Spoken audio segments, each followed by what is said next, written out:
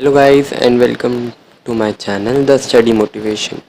We are studying our chapter Human Reproduction, and in this chapter we have started our topic male reproduction in previous lecture. Now let's further continue with our topic. In the previous lecture we have studied about in last part about Sertoli cells and spermatogonial cells and about testes, different types of testes. Now further, seminiferous tubules converge करती है towards network of ducts, that is rated testes, as in the diagram we have seen in previous lectures. Vasa efferentia वो ducts होते हैं जो कि sperms को carry करते हैं रेटेड टेस्टिस से towards head of epididymis. Epididymis site होती है for storage and maturation of sperms.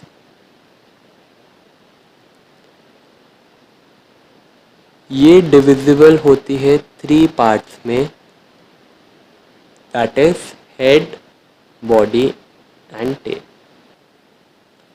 वास डिफरेंस कंडक्ट करते हैं स्पर्म्स को एपिडिडमिस से दूर.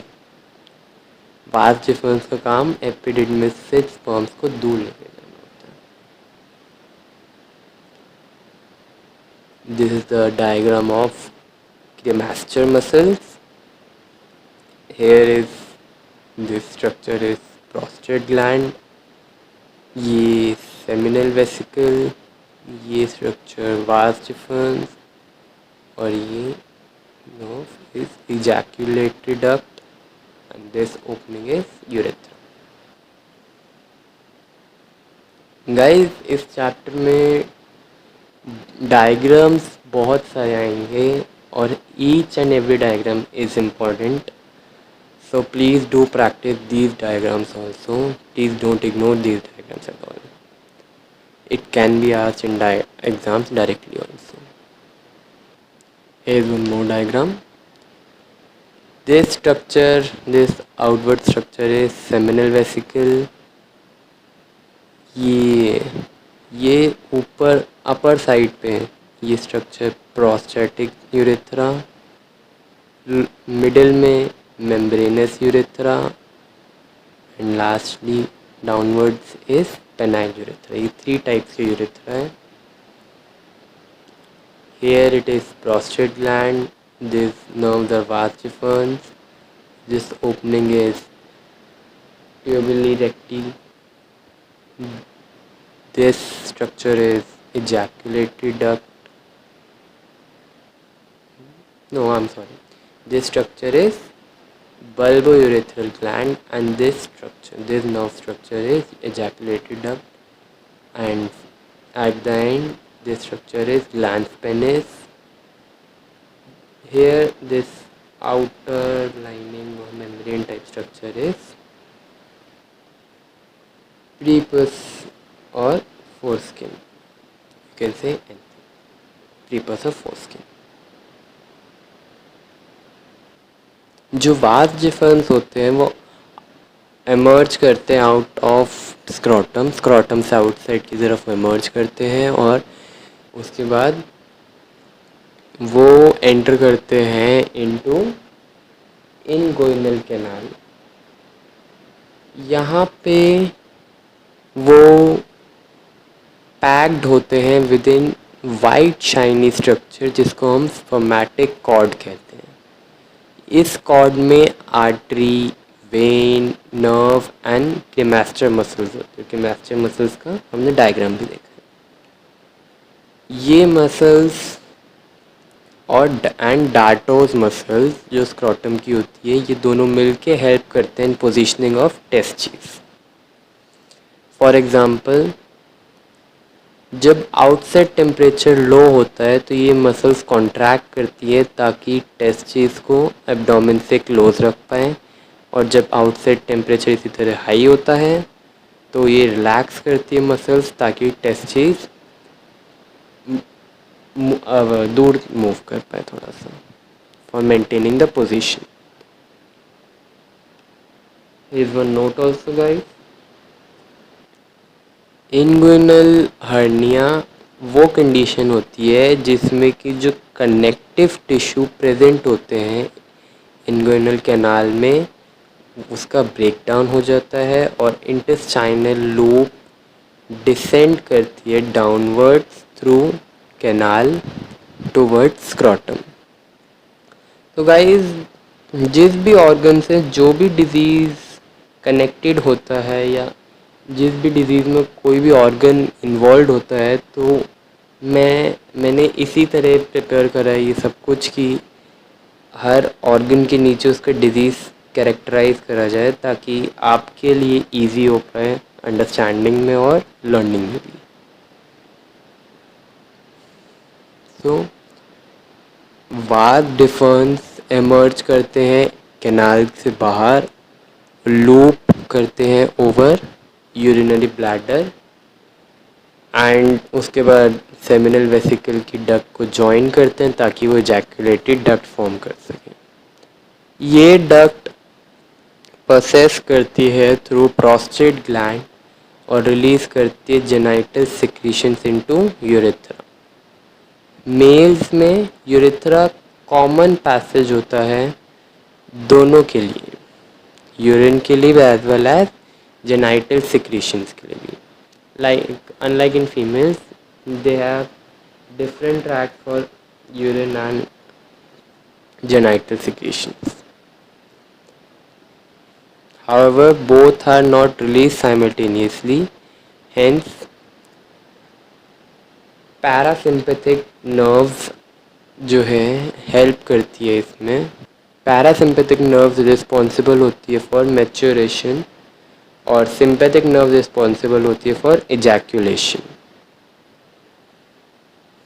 सो हमारी बॉडी में हर एक फंक्शन, हर एक स्ट्रक्चर हाईली डिफाइंड होता है और हाईली ऑर्गेनाइज्ड होता है।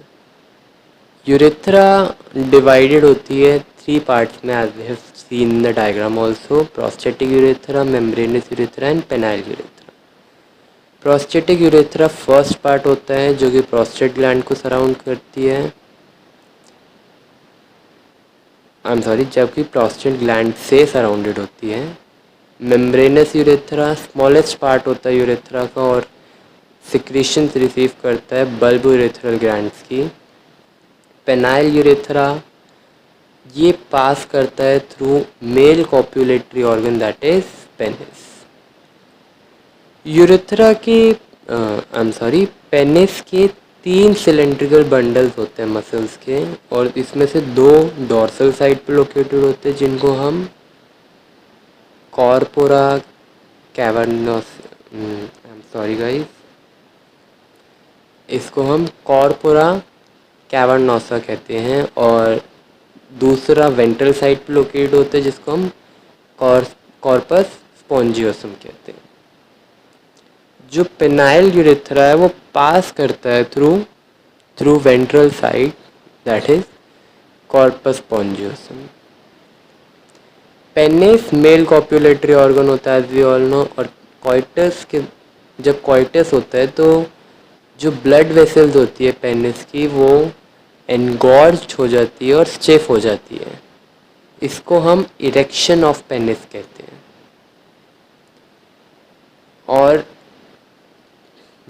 जब इरेक्शन को होल्ड नहीं कर पाता लॉन्ग टाइम तक बॉडी, तो that is required for transferring of gametes, उस सिचुएशन को हम इम्पोटेंसी कहते हैं।